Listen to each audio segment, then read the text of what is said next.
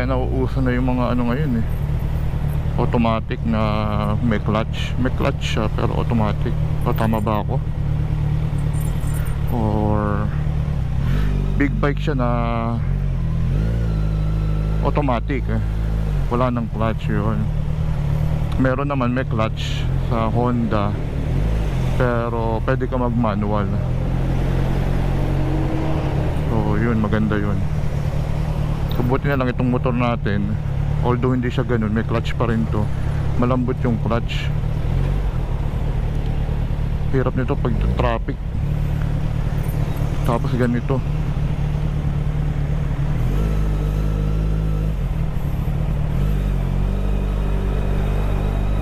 So mahaba ito.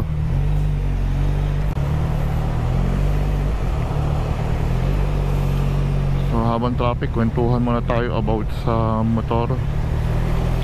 Ayun nga guys, kung siguro kung matigas itong clutch ko, nako, panamanhid na yung kamay ko rito.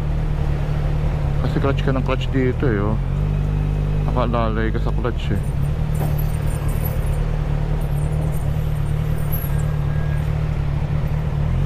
Madami pa rin motor na di-clutch na matitigas.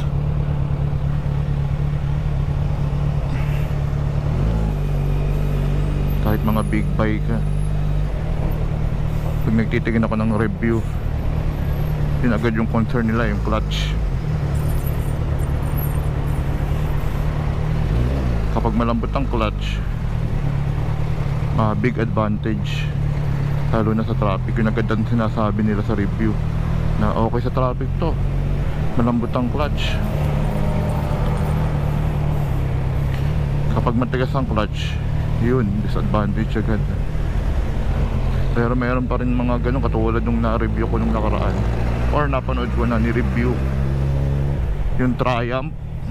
Yung Triumph na nakalimutan ko yung model, Triumph 650cc ba yun? Basta Triumph na muscle bike, para siyang CBR 650. Kaya yung katapat ng CBR 650. Tigas daw ng clutch nun. Yun ang disadvantage niya. Lahat ng specs eh maganda, bukod tangin doon sa clutch. So wala pa tayong big bike nun, nagtitingin-tingin tayo. So tinignan ko din yun. Sabi ko na ako, negative to. Kasi nga matigas ang clutch. Galing na kasi ako guys sa matigas na clutch. 20 years ago o more than, nagtry ako mag clutch yung CBR na sports bike, pero 150cc.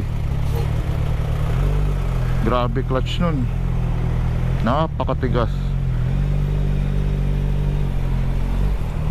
Pupunta lang ako ng Plaridel, Pulilan ako, di ba? Tapos pupunta lang ako ng Plaridel, isang bayan lang. Minsan matraffic, sakit ng kamay ko, grabe. Tigas ng clutch. Sabi ko, ganun pala mga di-clutch ako, mga big bike. Kaya nawalan ako ng gana sa big bike nun eh. Akala ko lahat ng motor ganun, pagdating sa di-clutch matigas talaga lahat. Kaya nawalan ako ng gana sa mga big bike nun. Pangarap ko pa naman mag big bike noon, yung Super 4. May inaalok sa akin nun 200. Puso pa Super 4 nun. Hindi ko nakuha, kulang pa tayo sa budget. Nagtatrabaho ako nun sa telco noon. Then yun, may lumabas na mga sniper. Yung sniper sikat na sikat nun. Then yung CBR 150 wala sa market, wala sa Honda. Bihira pa Honda store nun, and wala, pag may Honda wala rin ng ganong item.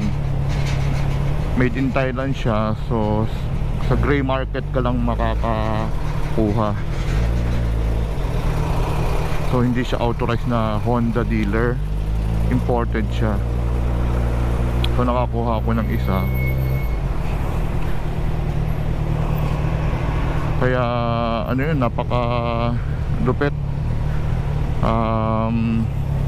Yun nga lang, yung clutch matigas, pero head turner siya.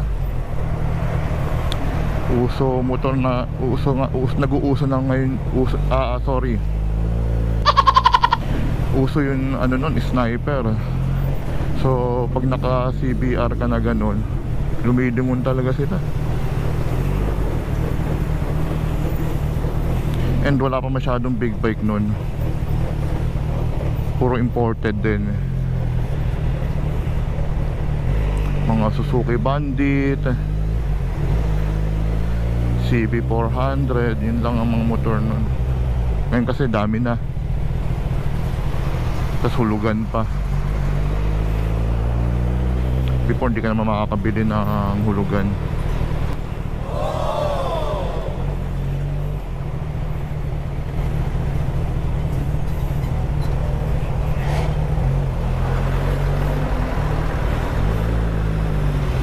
So since matraffic na nga, nakakainip. Although nagkukwentuhan tayo, nakapokus naman ako sa daan. Tuloy-tuloy lang natin yung kwentuhan natin about sa motor. Tungkol tackle naman natin tong Ninja 1000 SX. So sa performance nito, okay naman.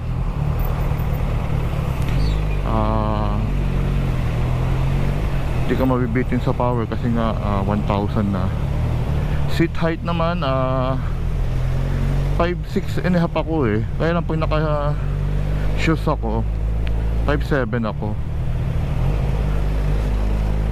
Yun, kasi nagsukat na ako nung actual, parang bitin ako sa 5'7". Pag may mga tropa naman tayo na pag natanong mo height niya 5'7", pag tinapatan ko naman mas patangkad pa ako. So yun, kaya ano tayo, 5'6" and a half, kinapos pa sa 5'7". Pero pag titignan mo height natin, parang 5'7" na talaga. Pag naka-shoes tayo 5'7" na. Okay naman, medyo tiptoe lang, pero carry naman. Kung tatanungin nyo ako, pwede ba ito sa beginner? Pwede kung galing ka sa maxi scooter. Ano ibig sabihin ko? Galing ka sa malaking motor na mabigat din. Kasi nung nag-maxi ako, 300cc lang, galing ako sa 150cc. May konting adjustment eh. Yung pag-turn, pag-balance, pag-singit. Yung pag-singit, huli na yun eh. Kahit di ka naman sumingit, pwede naman. Yung ano lang, pag-turn. Yung mga scooter na malaki, hindi ka rin pwedeng magliko ng bigla-bigla, tutuwad ka din. So yun, from 300cc, nag-jump na ako dito sa 1000cc as a beginner sa big bike. Okay naman, nung nauwi ko nga ito eh. Nung kinuha ko to, hindi ko naman pinadeliver to. Almost 20 o 2 decades, sorry, 20 years or 2 decades na ako hindi nagmumotor ng clutch. Galing nga ako sa scooter, maxi scooter. Naiuwi ko to sa bahay. So ang huling gamit ko nga yung ano, kaya ako natuto ng clutch. Gumamit ako ng CBR 150. Yun. So kung bibili kayo ng motor at galing kayo sa mga small cc, wag muna. Baka mamaya ibenta nyo agad eh. Pag ganyan ang reason eh, binibenta agad. Although yung X-Town, ang dami nagbentahan nun. Lalo na yung medyo maliliit ang height or ginagamit sa Manila daily. Ang dami nagbenta ng X-Town. Saglit na nagbentahan na. Since nasa province tayo, bihira ang traffic at maluwag ang kalsada, hindi ko na ibenta. Hanggang ngayon nasa bahay pa. So para sa akin sulit yung X-Town. So yun guys, advice lang, huwag muna kayo mag-jump sa big bike.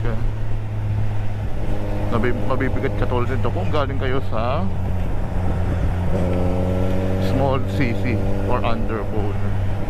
Pwede siguro mag 400cc muna kayo na big bike. Parang yung ginawa ko, from 150 nag 300 ako ng maxi scooter. Yun, ganun ang step by step.